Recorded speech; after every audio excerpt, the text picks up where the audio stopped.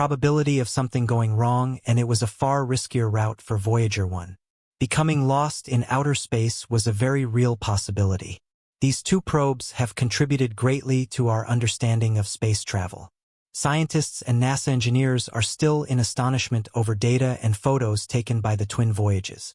The two showed us the renowned red spot on this massive planet and took the very first pictures of Jupiter.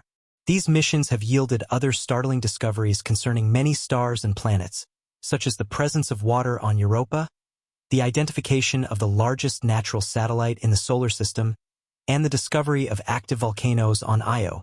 We were able to uncover things that we never knew existed or were even feasible, as well as get additional knowledge about locations throughout our solar system. Well, isn't it intriguing?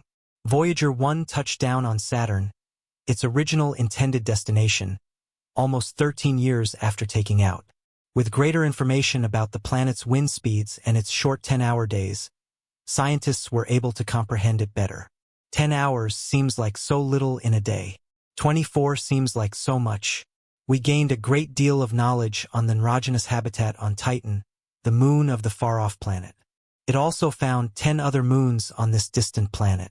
The two spacecraft parted ways to continue their own missions after obtaining data at Saturn, while Voyager 2 continued on its course toward the final two planets in our solar system. Voyager 1 made a D2 and travel for the heliosphere. These two voyages raised several new questions, as well as being able to contribute to the answers to many others about the vastness of space. For example, Voyager 2 collected hitherto unseen data on Neptune, a planet traditionally thought to be inferior by scientists. How a planet so far from the Sun getting so little solar energy could sustain such varied weather patterns in climates astounded and perplexed them. By 2004, both probes were extremely far from home and had arrived at what might be termed the far limits of our solar system. They had arrived at the termination shock, a location in our solar system. Hey, the winds dropped from millions of miles per hour to a mega 250 miles per hour, a pace that was nothing in comparison to the blinding intergalactic speeds. Nothing in space and the solar system is little. Even though Voyager 1 had reached its limit, it still needed to pass through the heliosphere in order to enter interstellar space. Interstellar space and the Heliops. Let us now explain what the heliosphere is. In case you were wondering, it is in essence a shield that protects our solar system and planet from the intense radiation and energy of interstellar space. Nothing has been able to travel as far into space as Voyager 1, which has covered an incredible 12 billion miles since it was launched 45 years ago. Despite the fact that technology has advanced light years since then, the fact that this was accomplished with relatively little technology is even more amazing. Neither of the probes had a microprocessor on board. Those were non-existent even 10 years ago. The fact that there is very little, if any, software really contributed to the prolonged survival of the situation. Scientists and engineers surmised that the necessity of hardwiring everything was a reason for its extended functionality. The probe could operate for such a long time because the onboard processors were at best extremely low-power devices. An 8-track tape recorder held all the data that the instruments aboard the probe collected and recorded. It was returned to Earth using a device that consumed the same amount of energy as a refrigerator light bulb. Well, isn't that just crazy? The amount we accomplish with such archaic technology is astounding. Is it feasible for us to accomplish all of that without sophisticated technologies and a touchscreen? A horrifying first meeting. However, there's an issue. Voyager 1 appears to be having issues. After 45 years in operation, has communication with aliens finally been established? Is space travel far riskier than we thought it would be? Or is there a far easier solution? How is our dependable space shuttle, Voyager 1, located approximately 14.5 billion miles from Earth, faring after decades in space? It's amazing that Voyager 1 is still functional. Nonetheless, a spaceship eventually experiences damage from spending 45 years by itself in the vastness of space. And this is starting to happen. Even while Voyager 1 appears to be fully operational, scientists have discovered that they are unsure of its precise location.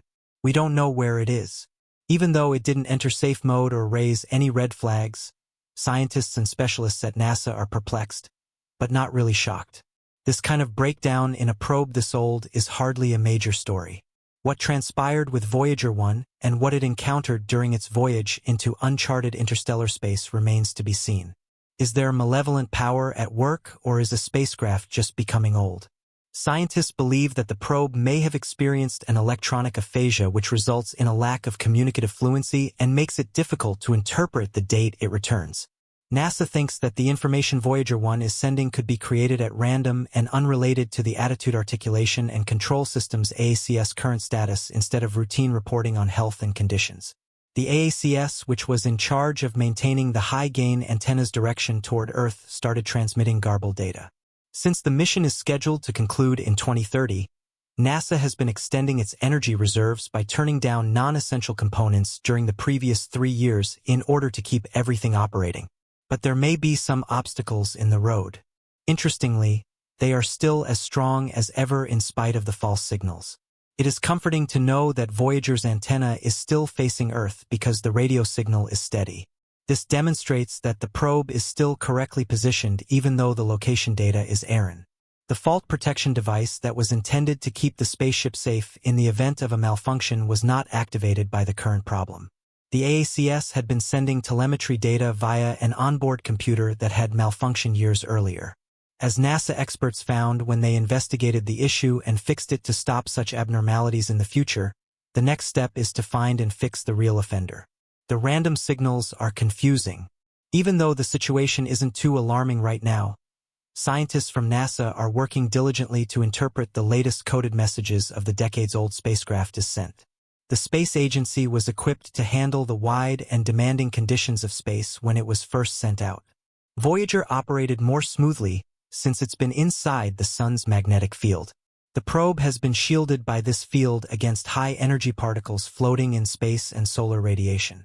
The memory in the computer sustains very little damage, even if a high-energy particle strikes its chip.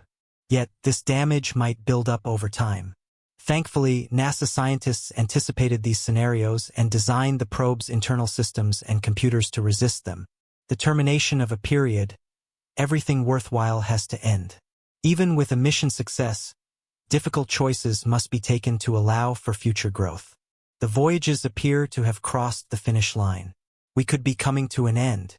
After 45 long years in deep space, the most recent bug and malfunction in Voyager 1's onboard computers and AACS will force it to retire.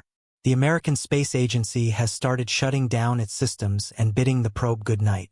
It's amazing that humanity were able to send probes into space that lasted for such a long time, even before the development of current technologies. After 2 identical probes gave humans the closest views yet